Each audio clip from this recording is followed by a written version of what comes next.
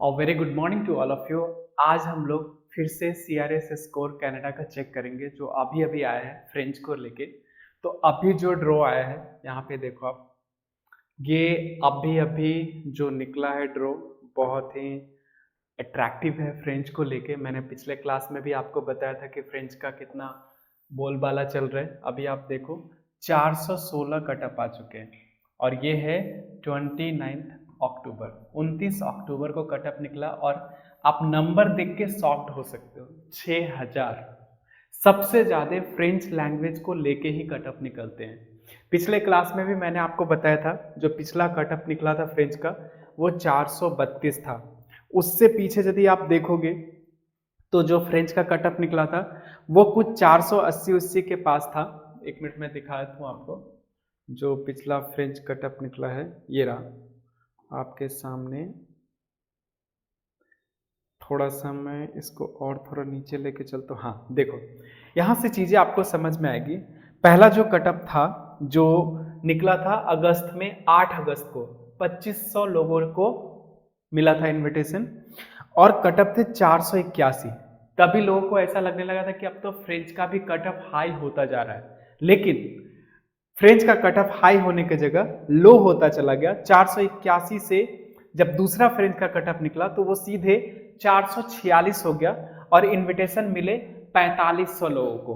सोच सकते हो आप। इसके बाद फिर ये कब निकला? सितंबर 4 को। देखा जाए तो हर महीने निकल रहे हैं और अच्छे खासे क्वांटिटी में निकल रहा है, ठीक है। इसके बाद फिर आप देखोगे तो ये कटअप फिर घटता है और हो जाता है 432। और कितने लोगों को इनविटेशन मिलते हैं? ये 6 अक्टूबर को और 6 अक्टूबर को 4500 लोगों को इनविटेशन मिलता है और यही अक्टूबर का मंथ है। फिर 29 में 6000, मतलब टोटल लोगों को अक्टूबर में ही 10,000 लोगों को उन्होंने फ्रेंच से ले रहे। एक चीज दिखाता है कि फ्रेंच को लेके कनाडा कितना ज्यादा पॉजिटिव हो चुका है। अब यहाँ पे एक क्वेश्चन और भी आता है और वो क्या आता है, वो चीजें आपको समझना बहुत जरूरी है। मैं आप लोग को टाइम टू टाइम अवेयर करता रहता हूँ। यदि आप फ्रेंच लैंग्वेज इसको समझ रहे हो कि ये फ्रेंच लैंग्वेज है, ठीक है, तो ये गलती आप कर रहे हो और इसी से आप किसी न किसी एकेडमी के तहत ठगा सा महसूस कर रहे हो। क्यों कहीं भी जाके एडमिशन करा लेते हो, जी तो मुझे फ्रेंच सीखनी है। ऐसे पंजाबी मेरे दोस्त बहुत भोले भाले होते हैं और उनको कोई भी ठग लेता है। प्रॉब्लम क्या है कि फ्रेंच लैंग्वेज को लेके आप फ्रेंच लैंग्वेज के सर्कल पे मत समझो इसे। ये एक टैफ एग्जाम है, TEF, स्पेशली कनाडा ऑर्गेनाइज करती है, जिसको आपको निकालना होता है। और ये जो टैफ एग्जाम है ना, ये सिर्फ फ्रेंच लैंग्वेज नहीं है और ना ही कोई इसमें लेवल है A1 A2 B1 B2 C1 और C2। इस तरह से आप इसको मत समझो।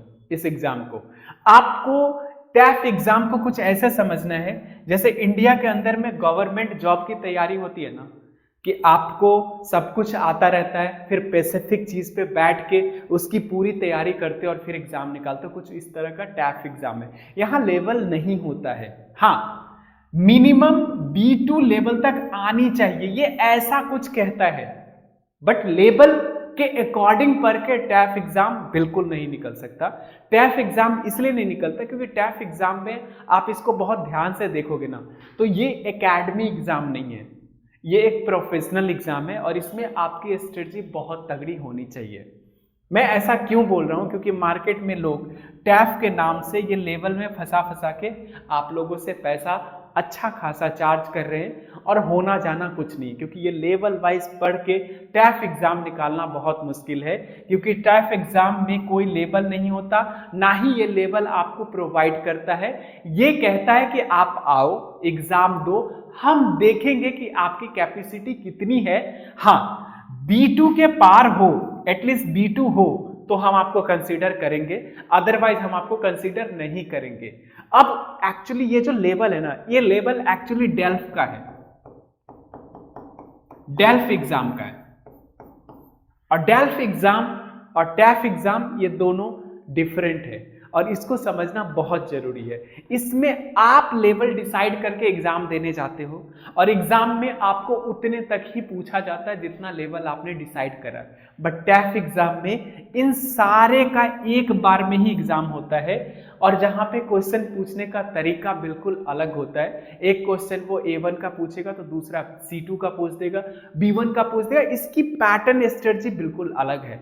तो लेवल वाइज प्लीज टैफ की तैयारी ना करें, और यदि कर रहे हो तो मैं इतना आपको दावे के साथ कह सकता हूं कि आपको 2-3 साल तो 100% लग जाएगा इसके अकॉर्डिंग टैफ का एग्जाम निकालने में। क्योंकि टैफ का एग्जाम आपको अच्छे से फ्रेंच बोलना आना चाहिए, अच्छे से फ्रेंच सुनना आना चाहिए, अच्छे से फ्रेंच आपको लिखना आना चाहिए, तभी जाके टैफ एग्जाम निकलेगा। और इसके लिए लेवल वाइज पढ़ के इसकी तैयारी करना बहुत मुश्किल है, टाइम टेकन है और पैसे की बहुत ज्यादा बर्बादी है। क्योंकि मार्केट के अंदर में लेवल वाइज आपसे पैसे वसूले जाते हैं और करेक्ट सिचुएशन तक आपको कहीं जाने ही नहीं दिया जाता।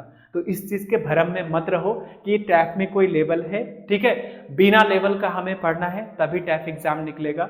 लेवल के साथ पढ़ोगे तो टैफ एग्जाम बिल्कुल भी नहीं निकलेगा, और निकलेगा भी तो इतना लंबा टाइम ले लेगा जिसमें आप खुद थक हार के छोड़ दोगे उसे। हाँ, इतना कर सकते हो कि जिस जगह से लेवल वाइज पढ़ते हो उसको पैसा पूरा भरपूर आप दे सकते हो, उसके फायदे होंगे, बट आपका बिल्कुल भी फायदा नहीं होगा। ज्यादा डिटेल में जानने के लिए आप मेरे नंबर पे व्हाट्सएप मैसेज छोड़ सकते हो। फुल्ली डिटेल आपको फ्री ऑफ कॉस्ट प्रोवाइड की जाएगी। क्लासेस ट्रायल दिया जाएगा, आप ट्रायल क्लासेस में यदि सक्सेस पाते हो तभी आपका एडमिशन होगा, और वहां भी आपको स्कॉलरशिप के तहत मिनिमम फीस में मैक्सिमम चीज देने की कोशिश करेगी। क्योंकि एकेडमी चाहती है कि आप इस एग्जाम का पार्ट भरो और इसमें आप अपने रिजल्ट को निकालो। स्पेशली उन बच्चों के लिए जो पंजाब से हैं, गुजरात से हैं, और जो बच्चे कनाडा में ऑलरेडी स्ट्रगल कर रहे हैं। क्योंकि कनाडा में यदि आप हो और आप इसके बारे में जानते हो तो आपसे बेटर कोई नहीं समझ सकता कि फ्रेंच कितनी इंपॉर्टेंट कनाडा के अंदर में है। मिलते हैं दूसरे वीडियो में। इसी तरह की वीडियो देखने के लिए, सुनने के लिए, समझने के लिए और फ्रेंच रिलेटेड कोई भी क्वेश्चन पूछने के लिए आप मेरे नंबर पे कॉल कर सकते हो। मेरे चैनल को फॉलो करके रख लो। मैं अप टू डेट हमेशा कनाडा के बारे में रहता हूँ और आपको करता रहता हूँ। Thank you so much.